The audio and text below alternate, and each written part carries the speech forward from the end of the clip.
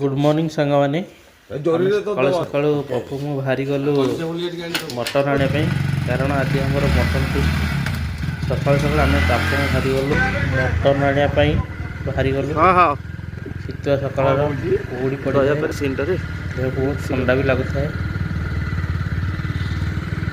सुनसान रास्तार सकाल सकाल कुहुड़ी भितर बाइक चला बढ़िया लगुच चलो चलो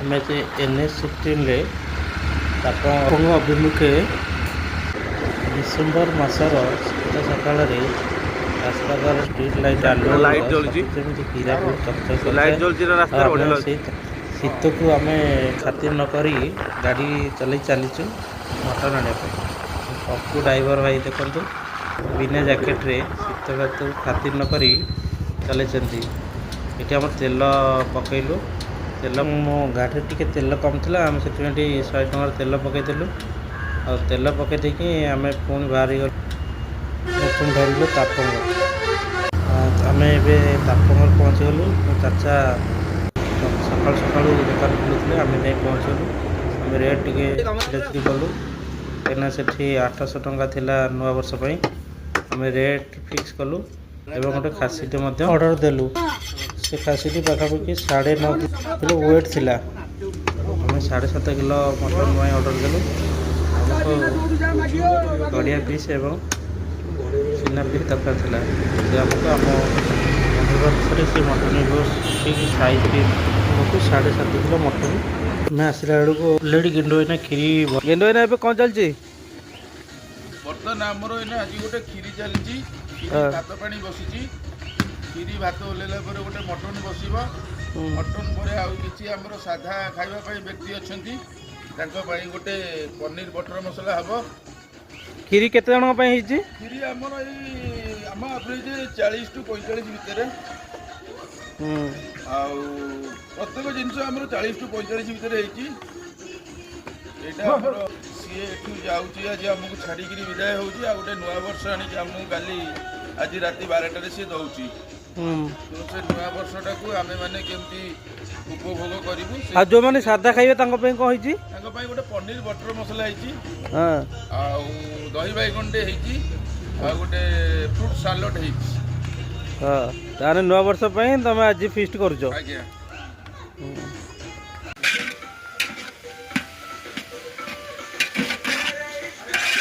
एबे गेंडो कौन मसला कषा है गोटे मटन बसला केते पियाज कटा ही कटा 3 किलो 200 कटा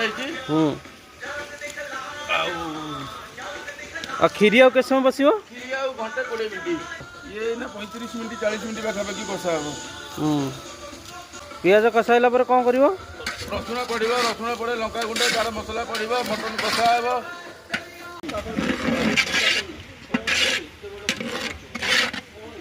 हे कौन कटा हो आलू कटा चलती केते किलो आलू कटुच 4 किलो आलू कटा चलती आज फिस्ट होची आमे 2025 को विदाय देउछु आज हमर मटन भात पास पास सब किछ होची पिला एन्जॉय करिवे मटन झोड़ और केत समय लागियो पियाज कसिया पई 15 मिनट खंडे लागियो आमे आगे आज प्रस्तुत अछु हम एमडी के आज आमे बहुत नचेइबु कारण हम एमडी जेतेबेले सी निजे नाचुतले आमको नचुतले बर्तमान नाचु नांती आमको नचुतले आमे आज ताकू फुल नचेइबु सहयोग करछु हम काठ भाई आनी दउची ए दे ले गेला काठ ठीक आम जीबी आम फिस्ट लगे देखो तो काठ बोची काठ बोई आमको साहय कर मटन आउ टे कषा हम आउ टे कषा हो सारापर ठीक ठाक हो कषा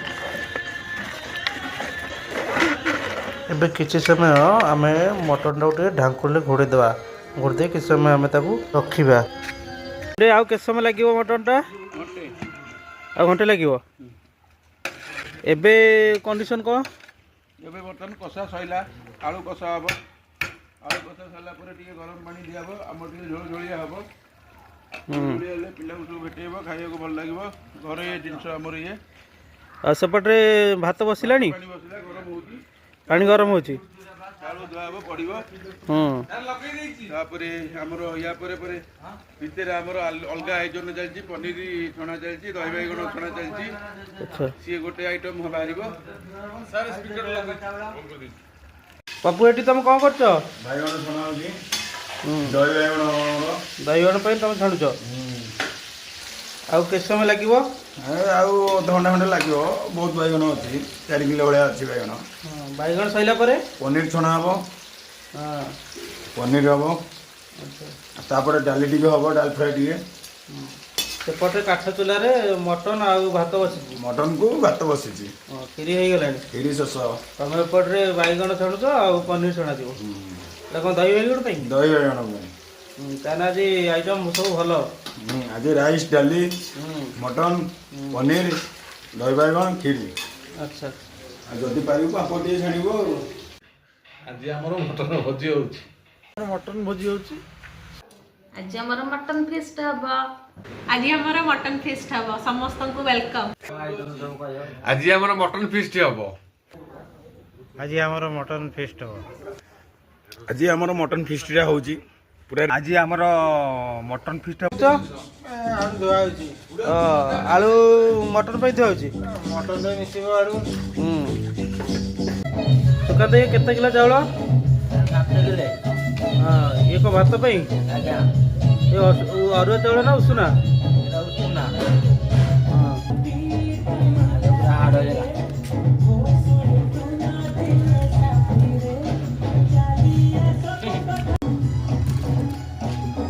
ଏ କଞ୍ଚା ଆଳୁ କ'ଣ ପକେଇଲ? କଞ୍ଚା ଆଳୁଟା ଝୋଳ ଭିଡ଼ିଲେ ଭଲ ଲାଗେ ମଟନଟା। ଭାଜି ଦେଲେ ତାର ଚିକଣ ତେଲିଆ ରହିବ, ମଝି ଟାଣ ରହିବ। ଏଇନା ଆଳୁ ପକେଇ ତାହେଲେ କେତେ ସମୟ ଲାଗିବ? ଇଏ ଏଇନା ଆହୁରି ଘଣ୍ଟେ ବସିବ।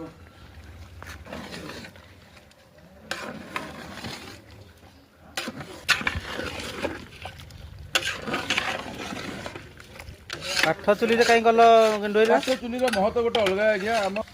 ଆମେମାନେ ସବୁ କାଠ ଚୁଲିରେ ଖାଇକି ଆଜି ବଡ଼ ହେଇଛୁ। ଆଉ କାଠ ଚୁଲି ବହୁତ ପସନ୍ଦ କରେ। ମୁଁ ସବୁ କାଠ ଚୁଲିରେ କରେ। ଟିକେ ଗରମ ପାଣି ଦିଆହେଲା ବୋଧେ? ଆଜ୍ଞା। ଗରମ ପାଣିଟା କ'ଣ ପାଇଁ? ଗରମ ପାଣିଟା ଦେଲେ ମଟନର କ୍ୱାଲିଟି ରହେ। ଆଚ୍ଛା। ଆଉ ମଟନଟା ଟାଣୁଆ ରହିବନି।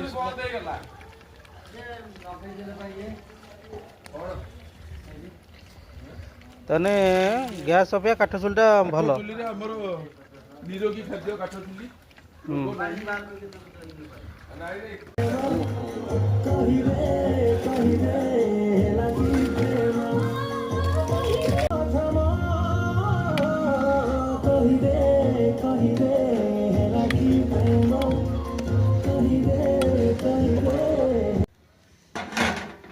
ରାଇସ୍ ହେଇନି। ଧନ କାଟ। ଏ ସୁଶାନ୍ତ ଧଇଲୁ ଟେକିକି ଆଣିବ। ହଁ ଏଇ ଧରିକି କହିଦିଅ ଭାତର ଉପରେ ଆଉ ଜୀବନ ନଖେଇଯିବ। ମୁଁ ରାଗ ଖାଇ ଲୋକ ନା।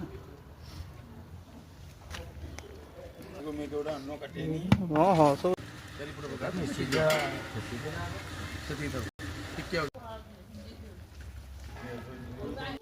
ସବୁ ରୋଷେଇ ତ ଏବେ ସରିଯାଇଛି। ଏବେ ଆମେ ତାକୁ ରୁମ୍ ଭିତରୁ ନେଇ ଆସିଛୁ। କିଛି ସମୟ ଟିକେ ଥଣ୍ଡା କରାଯିବ, ତାପରେ ଆମେ ସମସ୍ତେ ଖାଇବୁ ଆଉ। ଏବେ ସାଲାଡ଼ ପାଇଁ ଗାଜର ଟିକେ କଟା ହେବ। ଗାଜର ଏବେ ଆମର ପପୁ ଗାଜର କାଟୁଛନ୍ତି ସାଲାଡ଼ ପାଇଁ। ଆଉ କାକୁଡ଼ି ଧୁଆଗଲା, କାକୁଡ଼ି ମଧ୍ୟ କଟାଯିବ। କାକୁଡ଼ି ଟିକେ ରାଉଣ୍ଡ ଫିଗର କରି କଟା ହେଉଛି, ଗୋଲ ଆକାରର। ତାପରେ ଟମାଟୋ କଟାଗଲା, ଟମାଟୋ କଟାଯିବ। ତାପରେ ଆମର ସବୁ ପିଲାଙ୍କ ପାଇଁ ଖାଇବା କାଢ଼ି ଦେଉଛୁ, କାରଣ ଅଲରେଡ଼ି ଟାଇମ୍ ଟିକେ ଲେଟ୍ ହେଇଗଲାଣି ଆମ ରୋଷେଇ ହଉ। ମୁଁ ଆଉ ସବୁ ଆଉ ପ୍ରଶାନ୍ତ ଭାଇ ମଟନଟା କେମିତି ହେଇଛି? ମଟନଟା ପୁରା ଭଲ ହେଇଛି, ପୁରା ଟେଷ୍ଟି। ସବୁ ପିଲା କହିଲେ ମଟନଟା କେମିତି ହେଇଛି? ଦେଖ ପ୍ରଭୁ ମଟନଟା କେମିତି ହେଇଛି? Ready sir. ଆଉ ଦହି ବାଇଗଣଟା? ମାଇ ସେଟା